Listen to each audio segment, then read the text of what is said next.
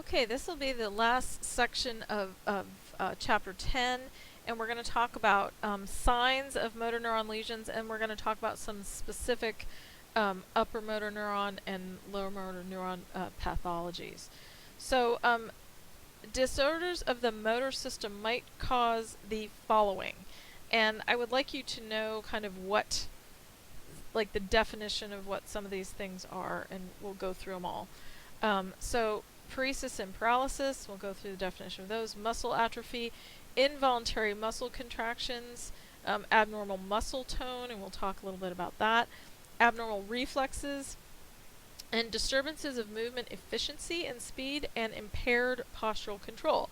Okay, those all make sense, or we'll talk about it a little more in detail, but they make sense in light of what we just talked about, what the upper motor neurons and lower motor neurons do. Okay, so paresis and paralysis. Paralysis is the complete loss of voluntary contraction. We've all heard this word. It's not a new word to us, but the difference between paresis and paralysis, paresis is the partial loss of voluntary contraction. So you have a little, but not a lot, partial loss. So paralysis, complete loss; paresis, partial loss. You should know the definitions of those two and the difference between them. Okay, muscle atrophy is the loss of muscle bulk. Disuse atrophy is the result of lack of muscle use. So right now, if just you and I with no neurogenic problems, if we just stopped using our muscles and we just sat on the couch and ate potato chips, well, I suppose our potato chip eating muscles would build up, but all the rest of them would atrophy, get smaller as a result of the lack of muscle use. So just like every other part of, and you can almost consider the muscles as part of the nervous system, because in extension they are. The nervous system synapses with the muscles and it controls them, so if it's a use it or lose it proposition. If you don't use your muscles, they'll go away. So that's disuse atrophy. Neurogenic atrophy is caused by damage to the nervous system. So the muscle atrophies because it's not getting innervated and therefore is not getting used, and it goes away. So denervation of skeletal muscle produces the most severe atrophy because frequent neural stimulation, even at a level inadequate to produce muscle contraction, is essential for the health of skeletal muscle. So the skeletal muscle doesn't function optimally unless it's getting that frequent neural stimulation. Okay? So like a good example that you'll see in there, I'm trying to think if there's a picture in the book. There is a picture in the chapter 12 on the peripheral nervous system. Atrophy of the thenar muscles of the hand because of carpal tunnel syndrome. It's neurogenic atrophy because there's damage to that median nerve, and it's causing those thenar muscles to atrophy. So we need that neural stimulation. That's why I say the muscles are sort of an extension of the nervous system, because we need that neural stimulation in order to keep the skeletal muscle healthy. So that's one of the reasons why you'll have someone in the clinic maybe with a spinal cord injury, and that maybe they have a complete spinal cord injury, and they are probably never going to walk unless somebody comes up with a way to heal a complete spinal cord injury. But you still have them do functional electrical stim. You have them do exercise, maybe an aquatic exercise. You have them stand in a standing frame, because even if the level is inadequate to produce muscle contraction, you're still getting a little bit of neural stimulation from proprioceptors or some of the sensory nerves when you're doing that kind of activity. So you're contributing to the health of their skeletal muscle. You're helping maintain their skeletal muscle even though they're not getting that active innervation.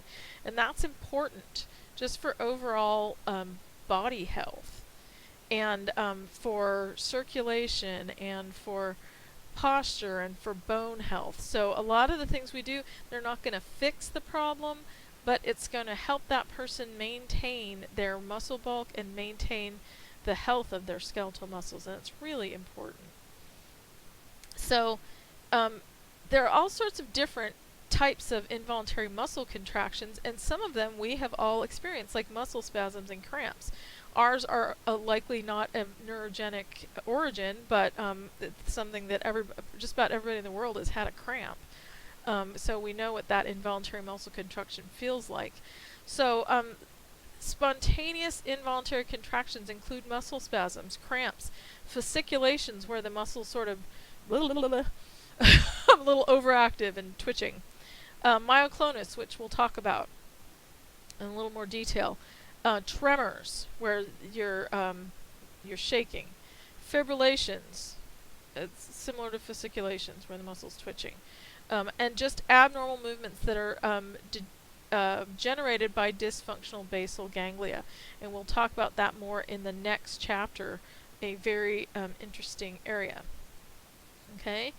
So, abnormal muscle tone, remember we talked about muscle tone as being the resistance to stretch in a resting muscle. So, we have some different types of abnormal muscle tone you can get. The first thing is hypotonia. So just like everything in the body, hypo is less and hyper is more. So hypotonia, you have abnormally low resistance to passive stretch.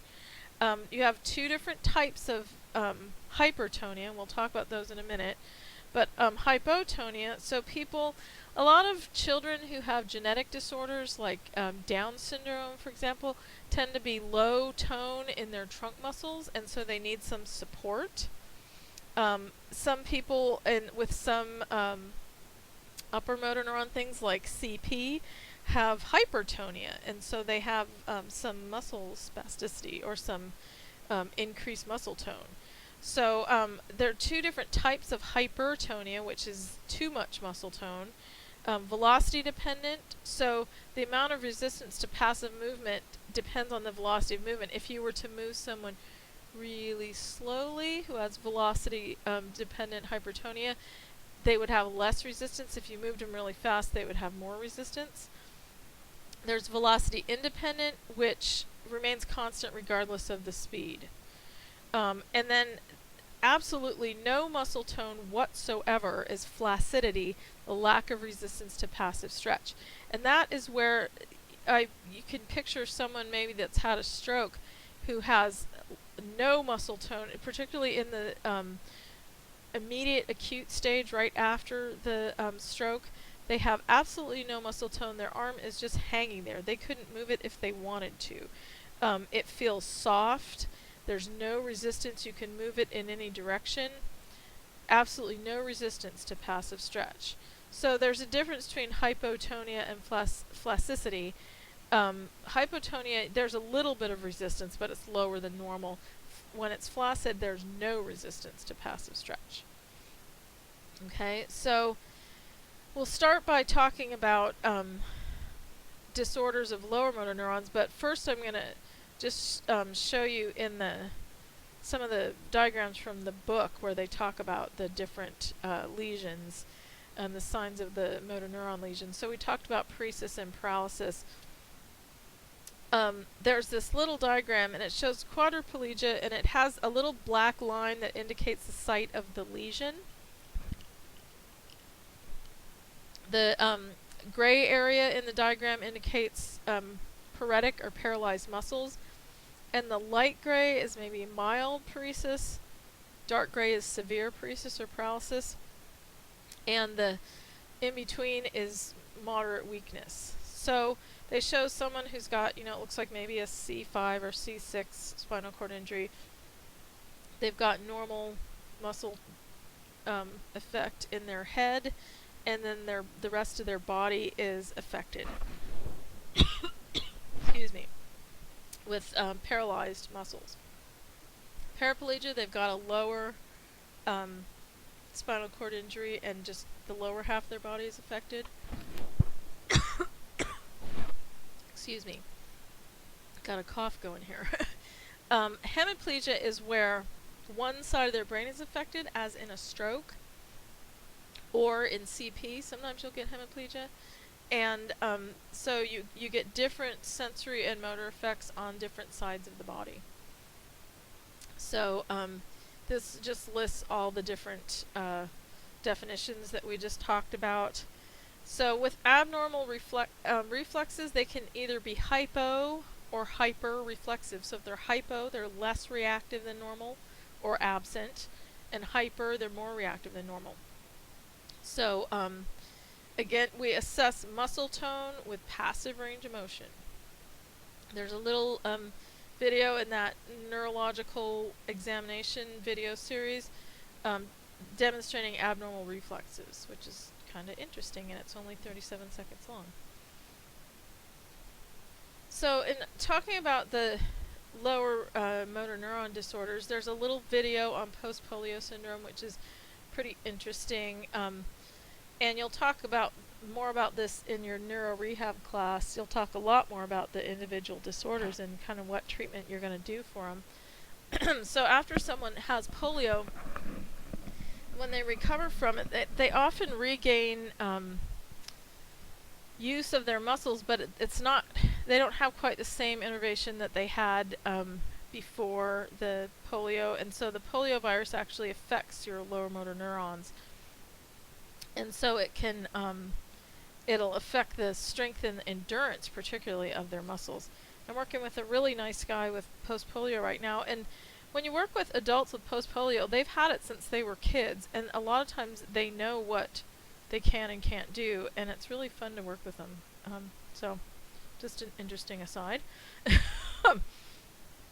So, lower motor neuron disorders, they can be caused by trauma, so like a spinal cord injury. They can be caused by infection, like polio infection, degenerative or vascular disorders, and tumors can also damage lower motor neurons.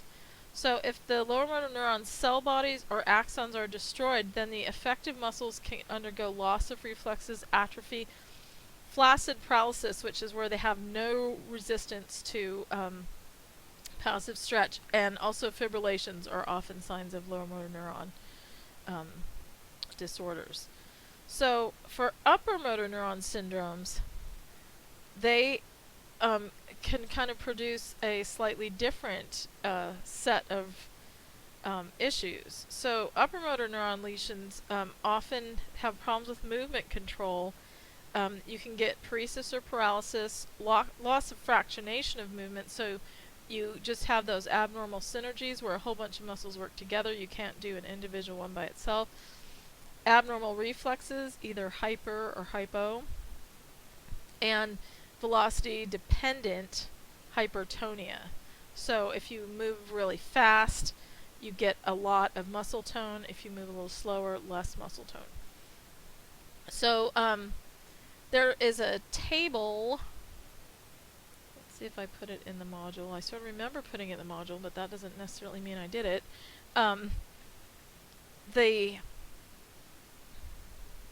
Okay, the table's not in there, but I will get the table to you. There's a table comparing lower motor neuron with upper motor neuron, and it is in the book. And you should kind of know the difference and try to say what typical symptoms we're going to see with upper motor neuron issues and with lower motor neuron issues. So there's a lot of information at the end of chapter 10 about the rehabilitation of upper motor neuron disorders, and we're not going to really be going over that specifically, but you'll be going over tons of it in neuro rehab next quarter, and it's really awesome, interesting stuff. But we see a lot of upper motor neuron disorders in the clinic: spinal cord injuries, strokes, spastic cerebral palsy. Almost all of them include some sort of paresis or paralysis. Abnormal timing of muscle activity, Babinski's sign, which is where if you run your finger or an instrument up the lateral side of their foot, the toes splay out and you get stretching of the big toe. And a lot of times you get hyperreflexia. And the Clonus it's a rapid, let's see, I have the definition, I want you to know the definition of Clonus, but it's a rapid activation of muscles in response to stretch. So a lot of times you see it in the calf muscles. So if you dorsiflex the foot, you'll get sort of like a sewing machine legs where the foot is tapping. And a lot of times you will count the number of beats of Clonus. So you'll say they had 5-beat Clonus or 12-beat Clonus, and that kind of tells you the extent of the issue.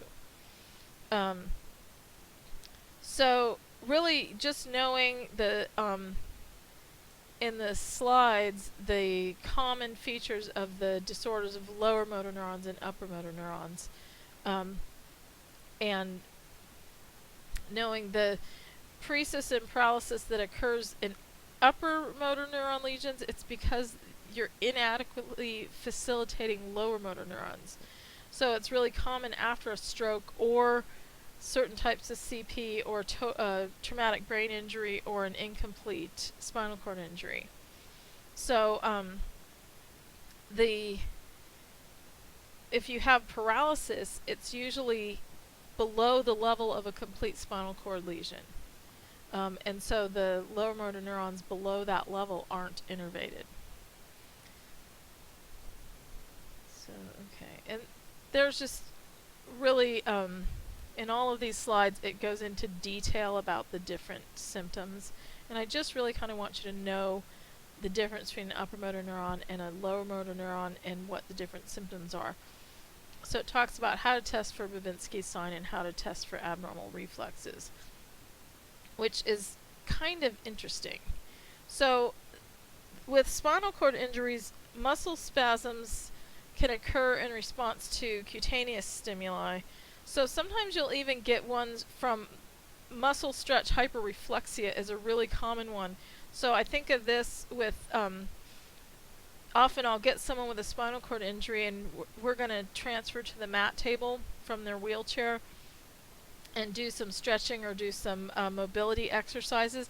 And they're going from sitting in a chair to lying flat, and they get hyperreflexia in their abdominal muscles from stretching them, from going from sitting to lying flat. And so they get like a huge cramp almost in their abdominal muscles, and it takes a little while for them to relax. Clonus is the other one they get, where that's that you go into dorsiflexion, you get the tapping with the foot. I see clonus frequently in people with MS.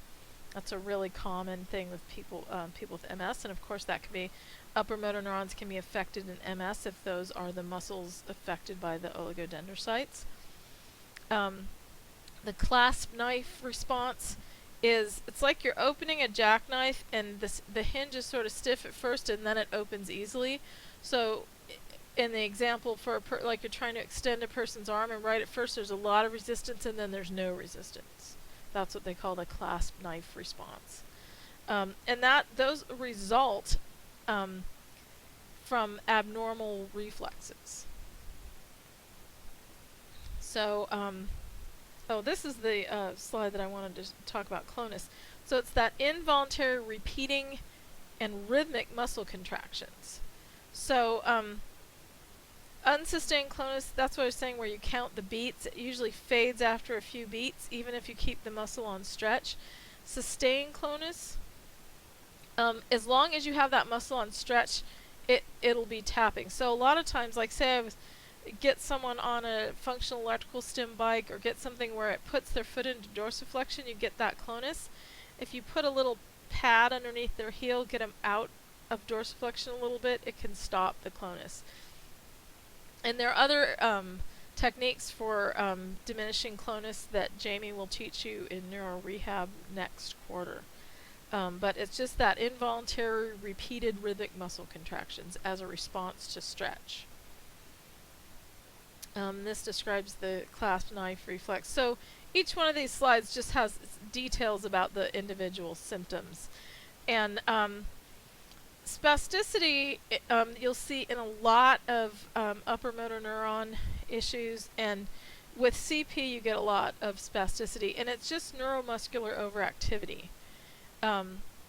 So often they will use medications to control spasticity. There are certain medications like titanazine, I didn't say that right. Baclofen is one of them. And I will get, let's see, I have it listed on a slide in here. Tizanidine. That one is, for some reason I can't say it unless I'm looking at it. Baclofen and tizanidine are antispasmodics that they're used to treat people with spasticity. And you'll see the problem with baclofen that you get is it makes people drowsy.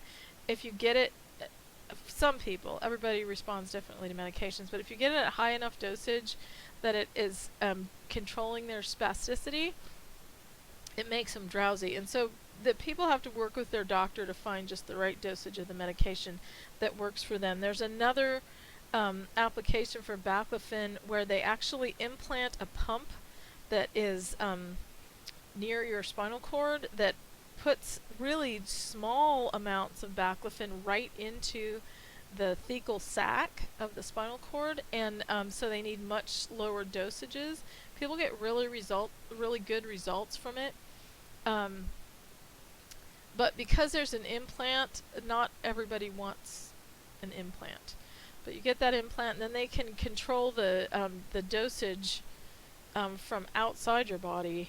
And a lot of people have good results with that because they can get the antispasticity results without getting the drowsiness. But most of the time that baclofen and the tizanidine are given orally, and so you'll see a lot of people with upper motor neuron stuff treated with those antispasticity drugs. So the one thing about spasticity is a lot of times just that contraction of the muscles also provides a little bit of stability. So that's the other thing too, is I don't want to entirely get rid of all the spasticity because sometimes that provides enough stability for them to walk. So it's a fine line. So when we talked about all the different muscle tone abnormalities, it's a spectrum between flaccidity and hypertonic, and normal is somewhere on that spectrum, and then hypo and hyper and flaccid is on one end. And so there's somewhere in there that's normal muscle tone that allows us to stand up, and not just slump into a pool of melted muscles on the ground. So there's such a thing as too much muscle tone, and there's also such a thing as too little muscle tone. So finding that happy medium is the hard part. So there's a little pathology box, like they have those little pathology boxes in the book about ALS, and that's a pretty interesting upper motor neuron effect. Lower motor neurons in the brainstem are also affected in ALS, and so they can get a combination of upper and lower symptoms. So it's not a good disease to have.